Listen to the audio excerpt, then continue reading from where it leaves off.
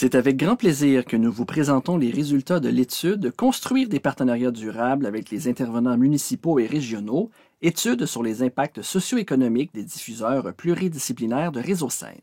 La présente étude est l'aboutissement d'un travail de réflexion, de consultation et de recherche mené par Réseau Scène et ses membres, en partenariat avec CERESO, le Centre d'expertise et d'accompagnement en innovation sociale du Cégep régional de Lanaudière.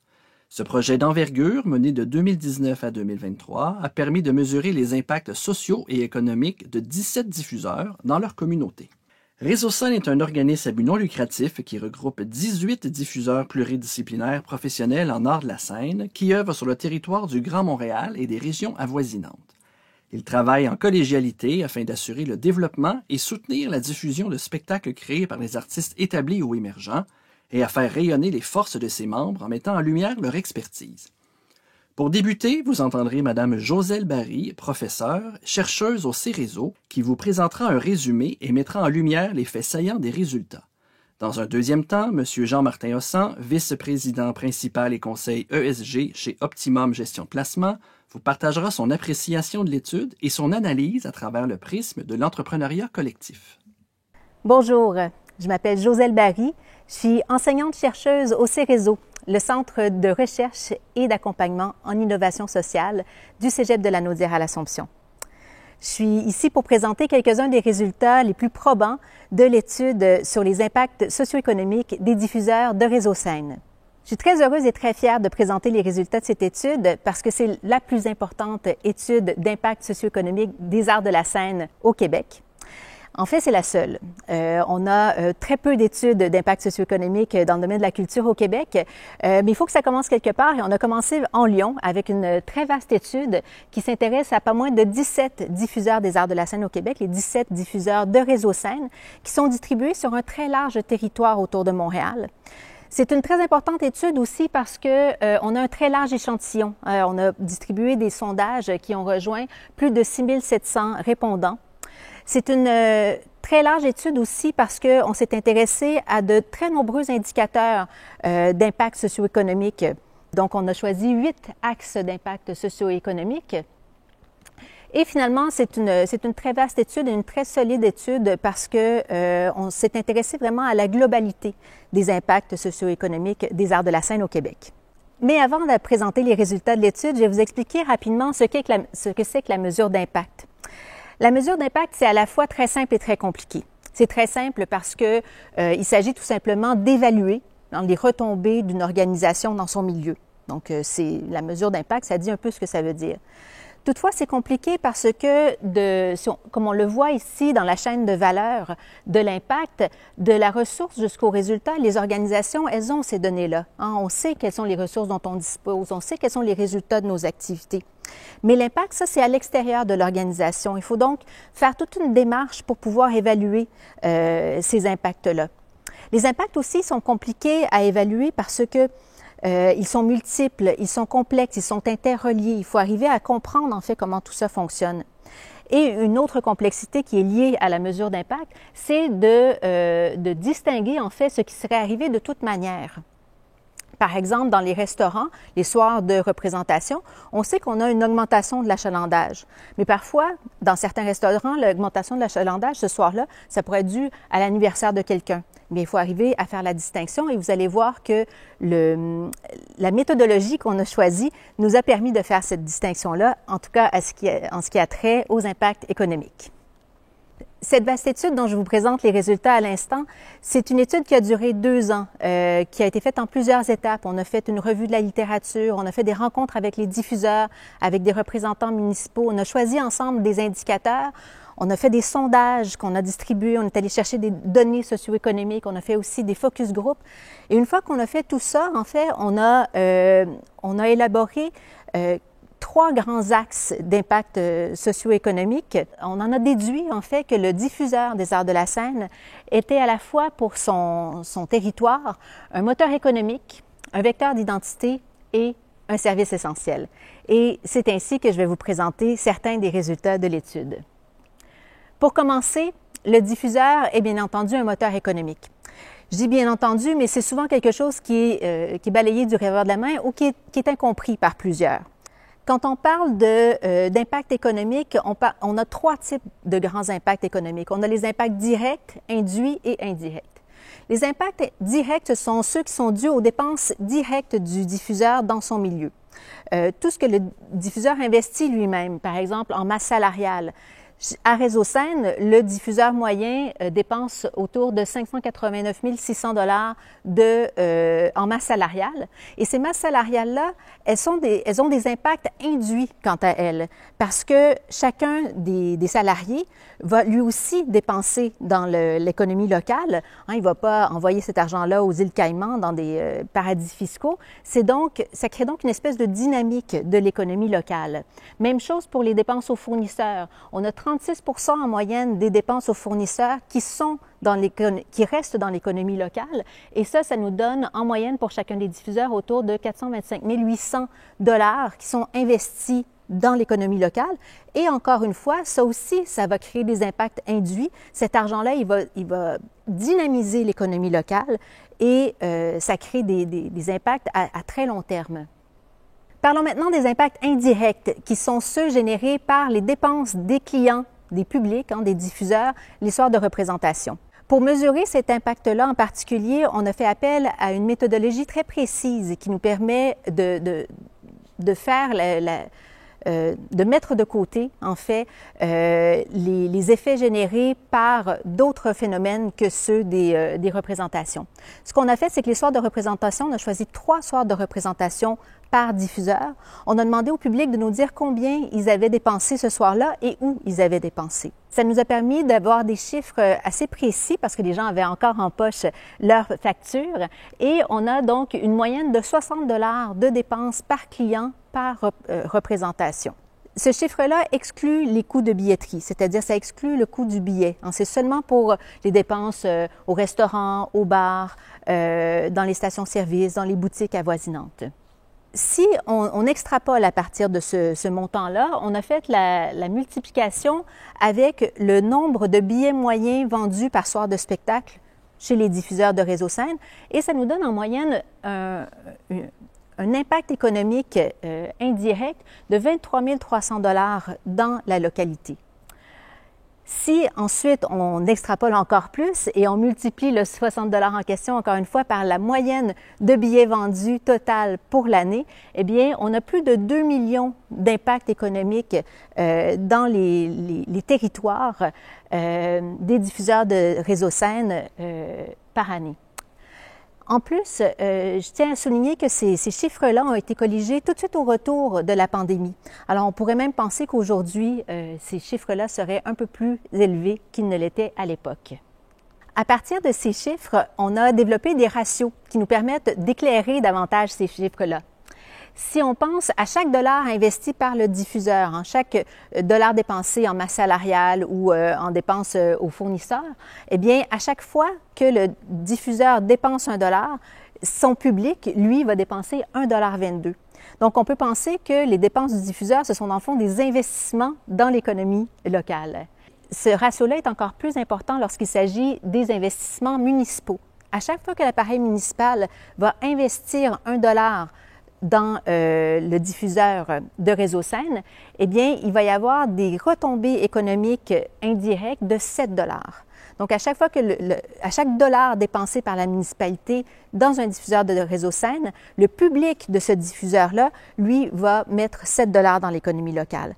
Encore une fois, ici, on peut voir que de donner de l'argent à des diffuseurs, c'est un réel investissement. Passons maintenant à l'aspect de vecteur d'identité. On a parlé du diffuseur en tant que moteur économique. Parlons maintenant du diffuseur en tant que vecteur d'identité.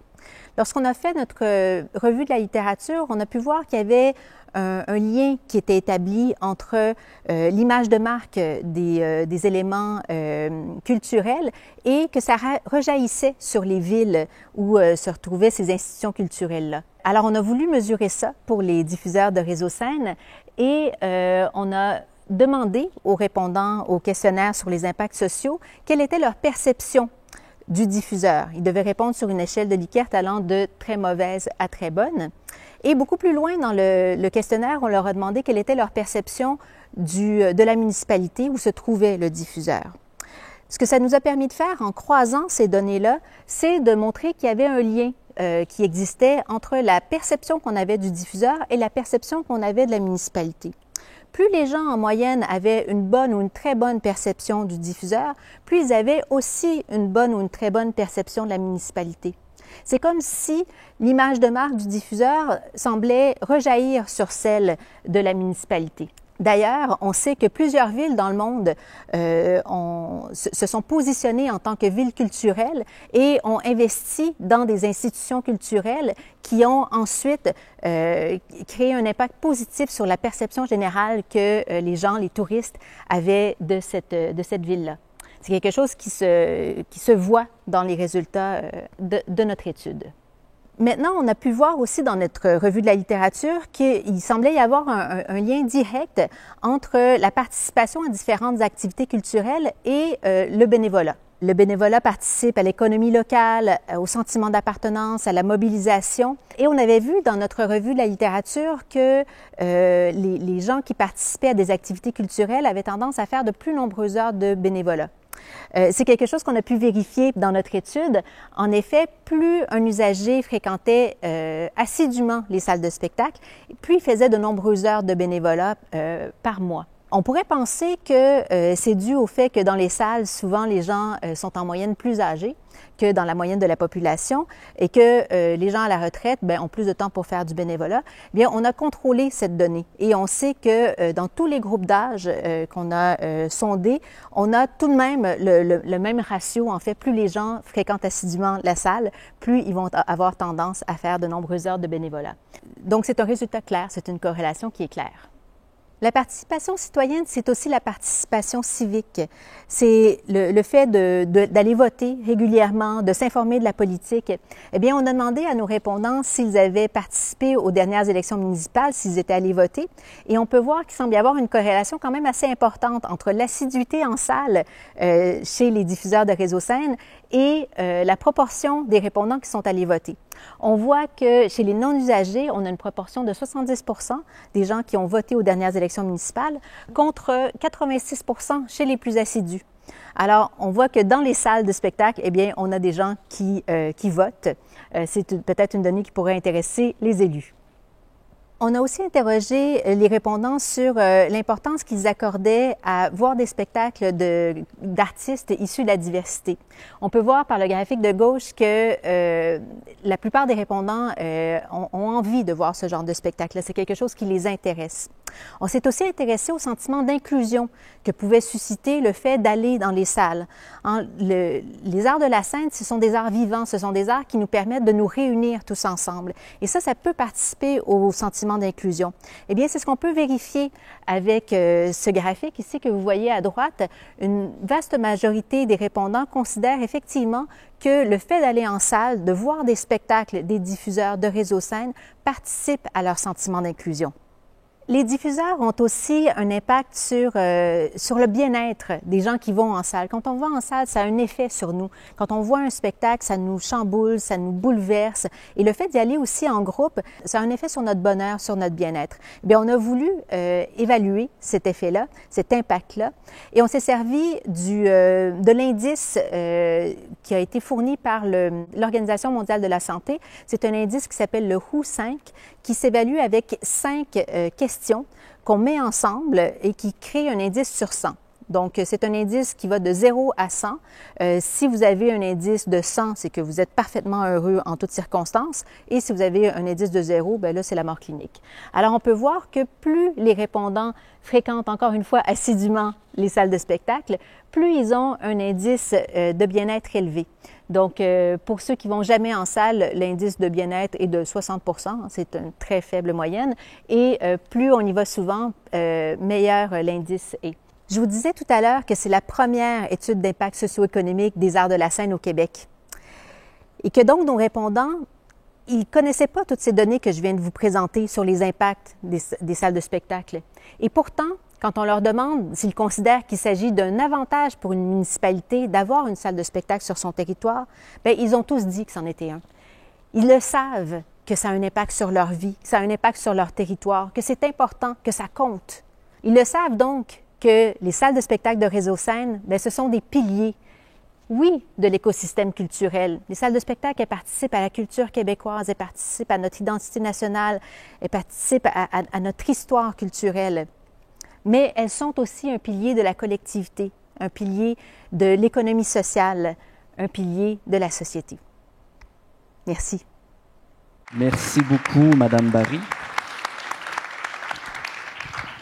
Monsieur Ossan, on a parlé dans les résultats de cette étude-là de retombées économiques, d'attractivité, de notoriété, d'identité, que les arts rendent heureux. C'est pas rien quand même, hein? On sait que l'entrepreneuriat collectif est au cœur de ce que vous êtes et de ce que vous faites. Comment les résultats d'une étude comme celle-ci viennent illustrer l'importance de l'économie sociale? Ça, c'est l'image que j'ai trouvée personnellement pour exprimer la diffusion. Là. Vous m'excuserez, c'était une fin de soirée, mais je trouve que c'est très beau, c'est paisible, ça calme, je trouve. Je vais me lever aussi. Bien, ce qu'on voit dans l'étude, en fait, et c'est pas un mystère, là, les diffuseurs, c'est des entrepreneurs en bonne et due forme. Puis aujourd'hui, ce que je vais faire, en fait, en plus de réagir un petit peu à l'étude sur divers plans, là, je voudrais faire un pep talk aux diffuseurs pour montrer que c'est vraiment de l'entrepreneuriat pur et simple que vous faites. C'est pas juste une petite économie à côté des grosses industries, des grosses usines qui, elles, sont la vraie économie. Donc, l'étude le montre très bien sur plusieurs plans. Les impacts des diffuseurs sont absolument incroyables. Économiques, oui, mais aussi sociaux. Les impacts sur la qualité de vie, sur l'envie d'être quelque part ou ailleurs. Donc, c'est vraiment au centre de tout ce que ça veut dire d'être un diffuseur, puis au centre de ce que la culture représente aussi. Donc, chaque diffuseur dans sa localité est vraiment un bijou, un joyau pour la localité. Et j'aimerais savoir, en fait, qui fait partie des élus ou du personnel des élus ici? Il y en a quand même quelques-uns. Donc, si j'étais dans vos souliers, moi, c'est ce que je voudrais favoriser avant toute chose, qu'il y ait un diffuseur fort et vibrant sur le territoire pour attirer les gens, les retenir et que la qualité de vie soit supérieure par rapport à s'il n'y avait pas de diffuseur, évidemment. Et ce que sont les diffuseurs, en fait, je disais que vous êtes des entrepreneurs en bonne et due forme, c'est une catégorie qu'on appelle l'entrepreneuriat collectif.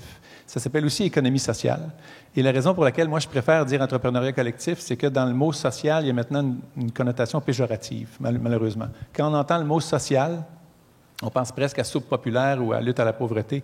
Alors, puis ça s'appelle économie sociale partout dans le monde, donc on ne pourra pas en changer le nom. Mais quand on dit entrepreneuriat collectif, d'abord, je trouve que ça décrit mieux ce que c'est. C'est de l'entrepreneuriat, puis c'est pour le bien-être collectif. On va le voir un petit peu. Il y a même une loi qui définit ça au Québec. Le Québec étant très, très avancé dans ce domaine-là. Avant de passer par là, je voudrais décrire c'est quoi, en fait, le pilier collectif. Parce que toutes les sociétés dans le monde, le Québec n'est pas différent là-dessus. Là, il y a 3 piliers dans une société. Il y a le pilier gouvernemental, évidemment, dont font partie les élus et ces différentes instances. Il y a le pilier du secteur privé, qu'on connaît assez bien, donc les entreprises Inc., là, les grands fleurons du Québec, comme on appelle, et les PME, parce que le Québec, c'est beaucoup aussi un tissu économique de PME. Et il y a le 3e pilier, qui n'est ni contrôlé par les gouvernements, ni contrôlé par une entreprise privée. Et ça, c'est le pilier collectif. Parmi les entités du pilier collectif, on retrouve l'économie sociale, les syndicats, le secteur communautaire, parce que l'économie sociale, ça n'inclut pas le secteur communautaire. C'est vraiment de l'entrepreneuriat, l'économie sociale.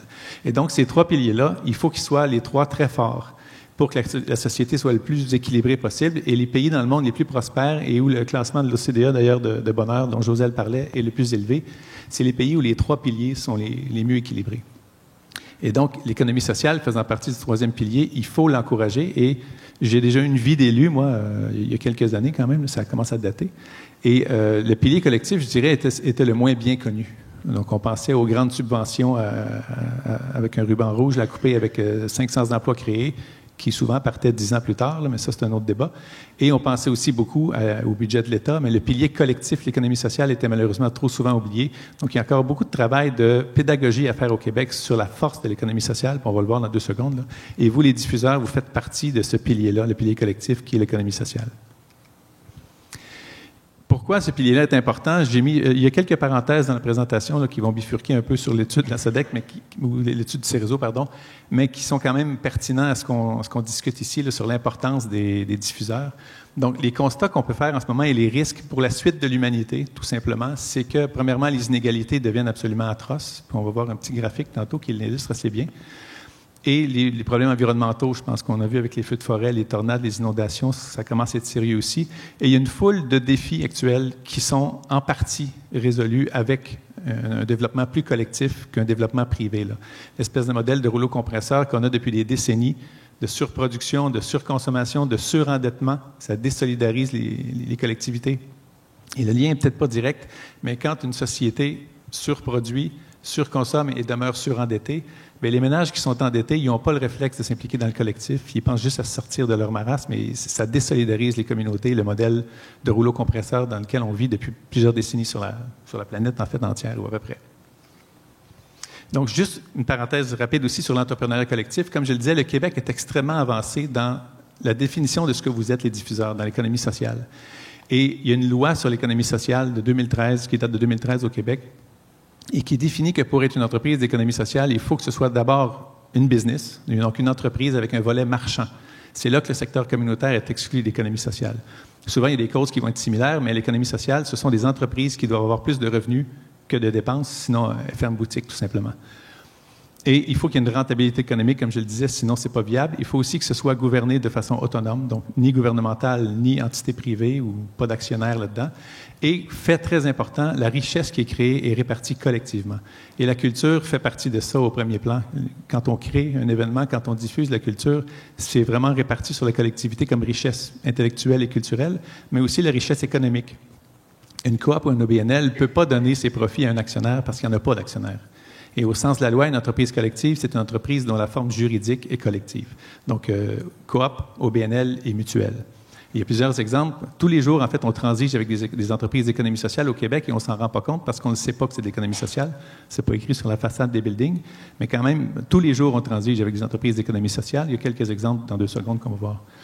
Et cette distribution des profits-là est nécessaire. Pourquoi? Bien, parce que ça, c'est une image qui est assez éloquente. Vous voyez, depuis quelques années, en fait, le 1% le plus riche sur la planète possède davantage que le 99% restant de la population. Donc, je vais répéter ça, le 1% possède plus que tout le reste de la population dans le monde. Et ça ne va pas en s'améliorant, ça va en s'accroissant. Et graphiquement, ce qu'on voit ici, c'est que chaque personne du 1% bénéficie l'équivalent de tous les carrés dans le paquet de gauche, et les gens du 99% se contentent du carré qui est en bas. Donc, pour ceux qui aiment l'histoire, 1789, en France, Révolution, le 1% n'a pas eu une belle année. Ici, on parle de coupures budgétaires. Des fois, là-bas, les coupures ont été un peu plus drastiques. Je ne pense pas que ça arrive ici ou nulle part ailleurs, là, parce qu'on a évolué un peu, mais quand même, à un moment donné, les populations se disent « ça va faire ». Et les inégalités de cette ampleur-là, ça ne sera plus accepté bientôt. Je pense que le contrat social va évoluer pour que le développement soit plus collectif. Et les entreprises d'économie sociale sont au cœur de ça. Et les diffuseurs que vous êtes sont au cœur de ça sur le plan culturel. Et je dis sur le plan culturel parce que j'ai mis quelques exemples d'entreprises. Je disais tantôt que tous les jours ou à peu près, on transige avec des entreprises d'économie sociale sans même se poser la question, là. Donc, vous avez certains géants ici comme Desjardins, Solio, qui est l'ancienne coop fédérée, donc c'est un géant agroalimentaire. Il y a plein d'exemples ici aussi. La Guild, qui est le plus grand regroupement de studios de jeux vidéo sur la planète, c'est québécois. Donc, ce sont toutes des entreprises qui sont collectives, qui ont décidé d'y aller avec un modèle collectif plutôt qu'un modèle traditionnel, un peu plus Inc. avec des actionnaires. Et comme vous le voyez ici, ce n'est pas dans un secteur, soit juste la culture ou juste les soins à la personne, c'est dans tous les secteurs économiques. Parce que l'entrepreneuriat collectif, ce n'est pas un secteur de l'économie, c'est un mode de développement qui s'applique à tous les secteurs de l'économie. Et c'est de plus en plus, je pense, nécessaire que tous les secteurs soient de plus en plus collectifs. L'obstacle principal, je pense, et des fois, quand j'étais au chantier de l'économie sociale, je rencontrais beaucoup d'entreprises et j'entendais souvent des commentaires à l'effet que c'était une économie peut-être de deuxième ordre, une économie secondaire à côté de la vraie économie. Et ça m'horripilait un peu d'entendre ça parce que les talents que ça prend pour être un diffuseur, c'est les mêmes talents entrepreneuriaux que n'importe quelle compagnie Inc. Il faut connaître son marché, il faut connaître son personnel, bien gérer ses ressources, il faut connaître tous les projets qu'on veut mener à terme. Et donc, c'est les mêmes talents d'entrepreneur. La seule différence, c'est que la forme juridique de l'entreprise est collective. Donc, les profits sont redistribués collectivement aussi ou dans de nouveaux projets par la suite et non pas concentrés dans quelques poches qui donnent ce qu'on a vu tantôt, le graphique de richesse complètement injuste, en fait. Et donc, il y a plusieurs préjugés qu'il faut combattre là-dessus, parfois même qui viennent des gens de l'entrepreneuriat collectif eux-mêmes. Et j'en ai mis quelques-uns ici, il y en a plusieurs malheureusement, mais j'en ai mis quelques-uns ici qu'on peut passer un par un rapidement. Là. Sur la vitalité, les gens qui pensent que l'économie sociale, comme je le disais, c'est de second ordre, mais ici, j'ai mis quelques petits exemples de ce que l'entrepreneur collectif n'est pas. Ce n'est pas un secteur communautaire parce que, comme je le disais, il n'y a pas de volet marchand ou communautaire, donc ce n'est pas de l'économie sociale. Ce n'est pas non plus un mode de développement de second ordre, comme je le disais, là, on vient d'en parler. Ce n'est pas un vœu de pauvreté. Donc, faire des profits, là, c'est très correct pour une OBNL ou une coopérative parce qu'un jour, le toit va couler ou la fenêtre va être brisée. Puis, il faut se capitaliser un petit quelque chose. Et quand j'étais au chantier de l'économie sociale, j'insistais pour passer le message qu'il faut que les OBNL et coop aient des profits année après année pour capitaliser un fonds comme n'importe quelle entreprise prudente ou n'importe quel ménage le ferait. C'est de l'économie comme tout autre secteur. Et l'espèce de préjugé que c'est un mode un petit peu pépère, peu innovant. Il y a des innovations sociales, techniques, financières qui sont venues de l'économie sociale, qui ont fait le tour du monde ensuite, qui ont été adoptées un petit peu partout dans le monde. Un des exemples dans le service à la personne, c'est les CPE. Le réseau des CPE, c'est de l'entrepreneuriat collectif. Ce sont toutes des coopératives ou des OBNL. Et maintenant, la planète entière copie le modèle du Québec. Donc, c'était une innovation sociale extrêmement importante qui venait de l'entrepreneuriat collectif. Sur la solidité des entreprises d'économie sociale, est-ce qu'elles sont solides ou non? Bien, le taux de survie des entreprises collectives est plus du double des entreprises Inc. Actionnaires. Donc, après 10 ans au Québec, et un petit peu partout, en fait, c'est des statistiques qui se ressemblent. Après 10 ans, il y a 2 entreprises privées sur 10 seulement qui survivent. Donc, il y a 80 des entreprises qui ont fermé leurs portes avant d'avoir l'âge de 10 ans au privé.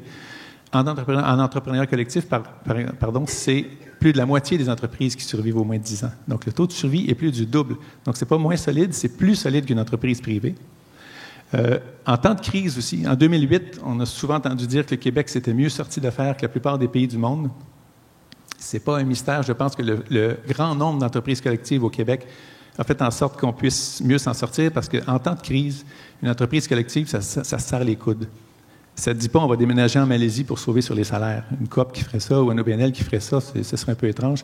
Donc, c'est des entreprises qui restent où elles sont et qui se serrent les coudes en temps de crise et donc leur taux de survie est beaucoup plus fort. C'est une économie qui est plus résiliente que les autres types de développement. Et si j'étais un élu, bien, j'aurais ça à l'esprit parce que ça fait une communauté économique beaucoup plus pérenne que si c'était du Inc. Qui peut tirer la plug sur un projet puis se déplacer rapidement. Ceci dit, je n'ai rien contre le Inc. Je ne suis pas en train de faire le procès des entreprises traditionnelles. C'est juste que les entreprises collectives ne sont pas assez connues pour ce qu'elles apportent à la société. Ensuite, la taille. Est-ce que c'est une petite économie? Bien, oh que non. Donc, en général, les entreprises collectives, si on classait par exemple de 0 à 50 employés, 50 à 100, 100 à 200, 200 et plus, il y a proportionnellement plus de coopératives qui sont grandes que d'entreprises Inc. Donc, les entreprises elles-mêmes sont plus grandes et la taille totale de tout ça, le chiffre d'affaires de l'économie sociale, de l'entrepreneuriat collectif au Québec, c'est 50 milliards de dollars. Ça, le secteur des mines, on entend souvent parler, c'est gigantesque. La construction, c'est énorme. L'aéronautique, une de nos fiertés, c'est très grand aussi. Si vous combinez mines, aéronautique et construction, ça équivaut à peu près à 50 milliards de dollars. Donc, l'économie sociale ou l'entrepreneuriat collectif, c'est un géant économique et même les Québécois ne le savent pas ou à peu près. Et le Québec est vraiment un exemple dans le monde sur ce plan-là parce que plus de 11-12 de notre économie provient du secteur collectif et c'est assez difficile de trouver ailleurs dans le monde où c'est aussi développé que ça. J'ai mis le nombre d'emplois aussi, plus de 220 000 emplois dans ce mode de développement-là. C'est impossible de trouver, ou à peu près, trouver un secteur où il y a autant de travailleurs. J'en ai parlé un petit peu, on peut passer vite ici. Là, les secteurs, ça s'applique à tous les secteurs parce que l'entrepreneur collectif, ce n'est pas un secteur de l'économie, c'est un mode de développement qui peut développer à peu près n'importe quoi. C'est juste une forme juridique. Donc, les secteurs de l'économie ne sont pas réservés en entrepreneur collectif au service à la personne parce qu'on entend souvent parler des CPE, de l'aide à domicile, etc. Il y a des piliers et des joyaux de l'économie sociale qui sont dans ces secteurs-là, mais la culture aussi est un secteur immense en entrepreneur collectif. La plupart les diffuseurs, les salles de spectacle, les troupes de théâtre, etc., sont souvent en OBNL ou en coopérative. Et je pense que ce n'est pas un hasard. Ça fait partie des valeurs fondamentales de ce secteur-là d'activité qui est profondément collectif dans sa nature même. Le préjugé que je déteste le plus, mais que j'aime le plus défaire, c'est les fameuses subventions. Si vous pensez que vous êtes des quêteux subventionnés, détrompez-vous tout de suite. Les subventions au secteur privé, bon an, mal an, c'est un multiple de milliers de fois les subventions que vous recevez dans le secteur collectif. Si je vous dis juste l'usine de Volkswagen, qui vient de recevoir 13 milliards de fonds publics, il y aurait peut-être de la belle diffusion à faire avec 13 milliards si c'était transféré. Ça n'a aucun sens, l'ampleur des subventions qui vont au privé, mais ils appellent ça des aides gouvernementales, ils appellent ça des appuis à un projet.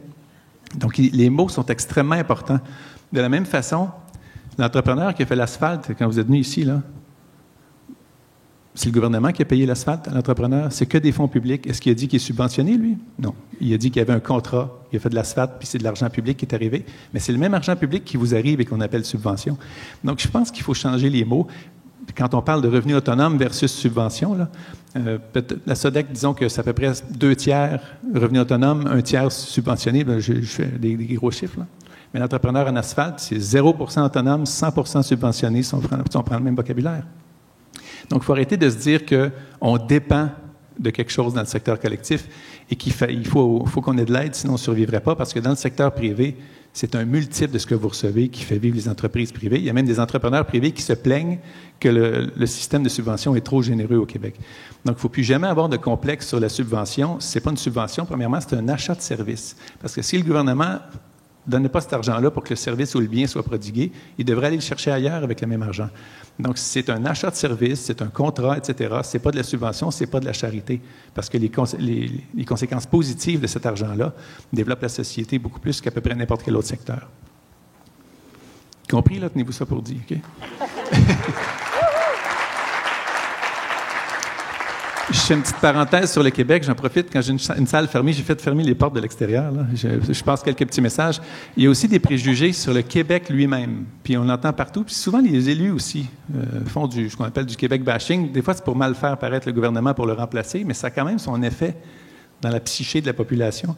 Donc, le Québec, là, souvent, on entend dire qu'on est les moins bons dans telle chose. On est le 59e sur 60 États nord-américains dans telle affaire. Non. Le Québec est excellent dans à peu près tout ce qui touche, tout ce qui se donne la peine de faire.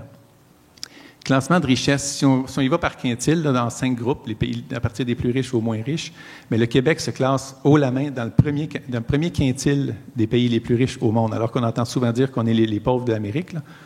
Ça n'a aucun sens de dire ça. Il y a une phrase que j'ai toujours détestée de certaines chambres de commerce qui disait qu'on était pauvres en millionnaires au Québec. Aux États-Unis, ils sont millionnaires en pauvres. C'est pas tellement mieux. Mais j'aime mieux le système du Québec.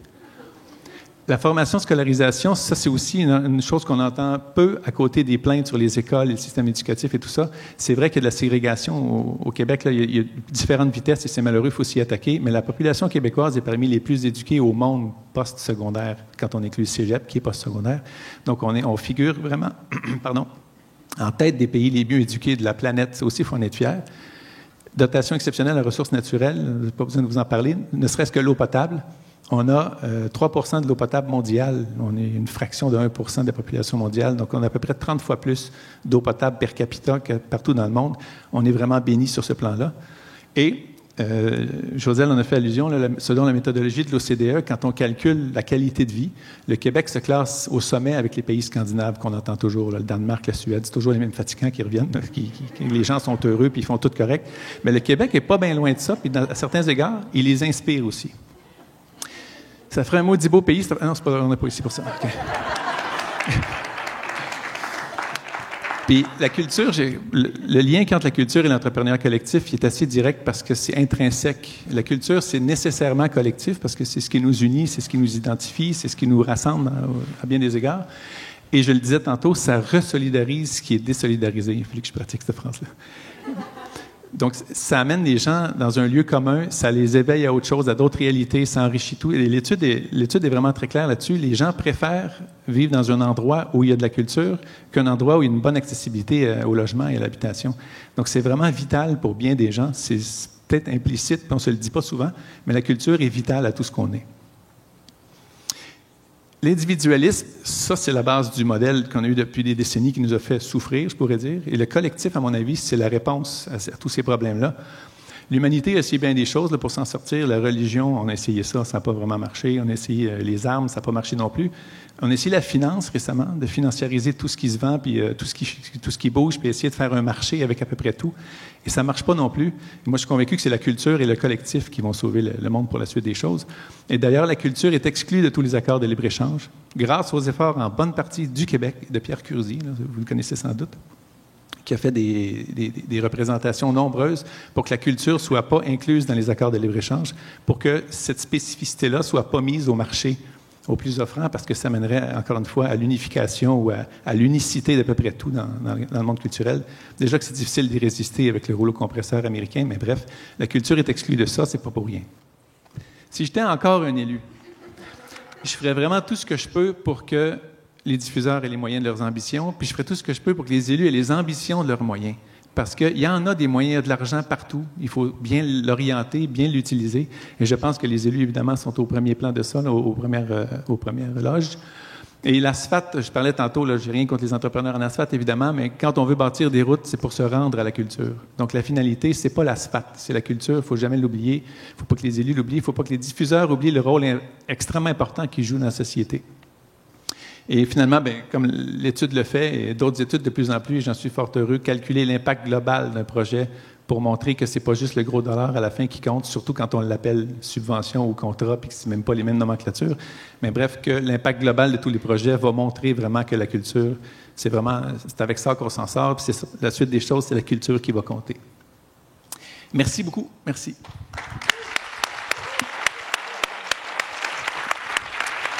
Merci. Merci beaucoup, M. Ossan, de nous avoir sensibilisés à l'entrepreneuriat collectif, d'être passé même de la théorie à la pratique et de nous avoir illustré de belle façon que le collectif, comme la musique, peut faire de grandes choses. Merci.